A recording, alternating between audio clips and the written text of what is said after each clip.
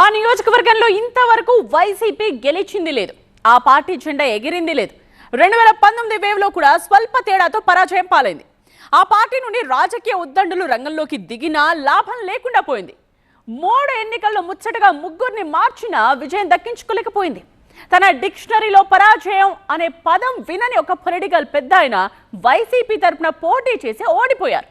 అక్కడ టీడీపీ ఒక రేంజ్లో పాతుకుపోయింది. దీంతో ఆ నియోజకవర్గంలో వచ్చే ఎన్నికల్లో అయినా బోణీ కొట్టాలనే కసితో ఉన్న వైసీపీ ఒక యువ నేతను రంగంలోకి దించిందట.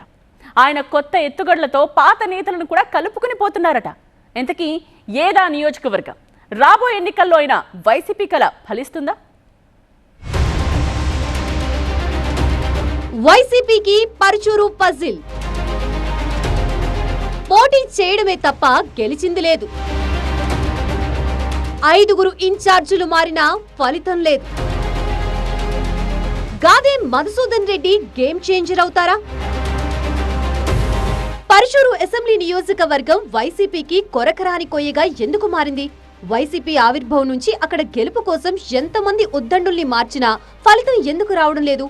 ఆఖరికి ఓటమిరగని నేతగా ఉన్న ఎన్టీఆర్ పెద్దలుడు దగ్గుపాటి వెంకటేశ్వరరావు కూడా 2019లో వైసీపీ తరపున పోటీ చేసి 1647 ఓట్ల స్వల్ప తేడాతో పరాజయం చవిచూడాల్సి వచ్చింది. అంతకుముందు అదే పరుచూరు నుంచి ఆయన టీడీపీ తరపున పోటీ చేసి వరుసగా 3 సార్లు గెలిచారు. అంతటి ఘన చరిత్ర ఉన్న దగ్గుపాటి కూడా వైసీపీ తరపున పోటీ చేస్తే పరుచూరులో ఓటమి పాలయ్యారు. గత ఎన్నికలకి ముందు పరుచూరులో 3 ఇన్ఛార్జీలని మార్చిన వైసీపీకి ఓటమి తప్పలేదు. ప్రస్తుతం కొత్త బాస్ గా అరంగేట్రం చేసిన గాదే మధుసూదన్ రెడ్డి అయినా ఇక్కడ పాగా వేస్తారా? వైసీపీ జెండా ఎగరేస్తారా? ఆశా నిరాశల మధ్య ఊగిసలాడుతున్న వైసీపీ క్యాడర్ కి ఇక నుంచైనా పట్టు లభిస్తుందా? ఇదే ఆ నియోజకవర్గం వైసీపీ క్యాడర్ లో హాట్ టాపిక్ గా ఉందట. పరుచూరు వైసీపీలో 6వ ఇన్ఛార్జి ఎంట్రీ ఇచ్చారు. 2014 నుంచి 2024 వరకు 10 ఏళ్ల కాలంలో 5 ఇన్ఛార్జీల్ని మార్చిన బోణీ కొట్టని వైసీపీని గాడిలో పెట్టేందుకు గాదే కుటుంబం నుంచి వారసుని రంగంలోకి దించారు. మాజీ మంత్రి గాదే వెంకటరెడ్డి రాజకీయ వారసుడు గాదే మధుసూదన్ రెడ్డి నియామకంతో పరుచూరులో వైసీపీ పుంజుకుంటోందా? పరుచూరులో వైసీపీకి ఆయన గేమ్ చేంజర్ అవుతారా అనే చర్చ నడుస్తోందట. ఇప్పటి వరకు ఏడాదికొక ఇన్ఛార్జితో సతమతమవుతున్న పరుచూరు వైసీపీ క్యాడర్ కి ఇప్పటికైనా ఊరట లభిస్తుందని భావిస్తున్నారట. మాజీ మంత్రి తనయుణ్ణి ఈసారి ఇన్ఛార్జిగా పంపించడం వెనుక అధిష్టానం వ్యూహం ఏమైనా ఇప్పటికైనా పరుచూరు వైసీపీలో రాజకీయాలు నిలకడగా సాగితే వచ్చే ఎన్నికల్లో అయినా జెండా ఎగరవేయచ్చన్నది వైసీపీ అధిష్టానం ఆలోచనగా ఉందట. ఉమ్మడి ప్రకాశం జిల్లాలోని పరుచూరు నియోజకవర్గంలో టీడీపీ ఆవిర్భావం నుంచి ఇప్పటి వరకు 11 సార్లు అసెంబ్లీ ఎన్నికలు జరిగితే టీడీపీ 7 సార్లు, 4 సార్లు కాంగ్రెస్ పార్టీ అభ్యర్థులు గెలుపొందారు. ఇక్కడ వైసీపీ అభ్యర్థులు 3 సార్లు పోటీ చేసి ఓడిపోయారు. 2014లో గొట్టిపాటి భరత్, 2019లో దగ్గుపాటి వెంకటేశ్వరరావు, 2024లో యాడం బాలాజీ పోటీ చేసి వరుసగా ఓడిపోయారు. ఈ 15 ఏళ్లలో పోటీ చేసిన ఈ ముగ్గురు కాకుండా రావి రామనాథం బాబు, చీరాల మాజీ ఎమ్మెల్యే ఆమంచి కృష్ణమోహన్లు కూడా వైసీపీ ఇన్ఛార్జీలుగా పనిచేశారు. దీంతో 15 ఏళ్ల కాలంలో మొత్తం 5 ఇన్ఛార్జీలు మారారు.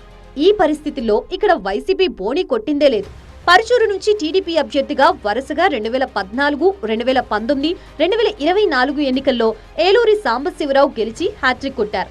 ప్రస్తుతం సిట్టింగ్ ఎమ్మెల్యేగా ఉన్నారు. దీంతో ఈ నియోజకవర్గంలో టీడీపీ బలంగా పాతుకుపోయింది. ఇక పరుచూరు నియోజకవర్గంలో ముందు నుంచి వైసీపీకి బలమైన నాయకత్వం లేకుండా పోయిందని చెప్తారు. ఇక్కడ వైసీపీ నుంచి ఒకసారి పోటీ చేసిన అభ్యర్థి తిరిగి పోటీ చేయకపోవడం, కొత్త ఇన్ఛార్జీలు రావడంతో నియోజకవర్గంపై అవగాహన పెంచుకోవడానికే వైసీపీ అభ్యర్థులకి సమయం గడిచిపోయేదట. మరోవైపు టీడీపీకి 2014 నుంచి సిట్టింగ్ ఎమ్మెల్యేగా ఉన్న ఏలూరి సాంబశివరావు బలమైన నేతగా మారారు. ఇక్కడ కమ్మ సామాజిక వర్గంతో పాటు కాపు సామాజిక వర్గం కూడా అధికంగా ఉండటంతో 2014 ఎన్నికల్లో జనసేన పార్టీ మద్దతు టీడీపీ అభ్యర్థి ఏలూరికి కలిసి వచ్చింది. ఆ తర్వాత సొంత బలాన్ని పెంచుకున్న ఏలూరి 2019 ఎన్నికల్లో రాష్ట్రమంతటా ఫ్యాన్ గాలి వీచినా జనసేన మద్దతు లేకపోయినా వైసీపీ అభ్యర్థి దగ్గుపాటి వెంకటేశ్వరరావుపై స్వల్ప మెజారిటీతో విజయం సాధించారు. ఇక 2024లో వైసీపీ అభ్యర్థిగా పోటీ చేసిన ఎన్ఆర్ఐ యాడం బాలాజీపై ఏలూరి 24,000 ఓట్ల భారీ మెజారిటీతో గెలుపొందారు. టీడీపీ ఆవిర్భావం తర్వాత ఆ పార్టీ పరుచూరు నియోజకవర్గంలో బలంగా ఎదిగింది.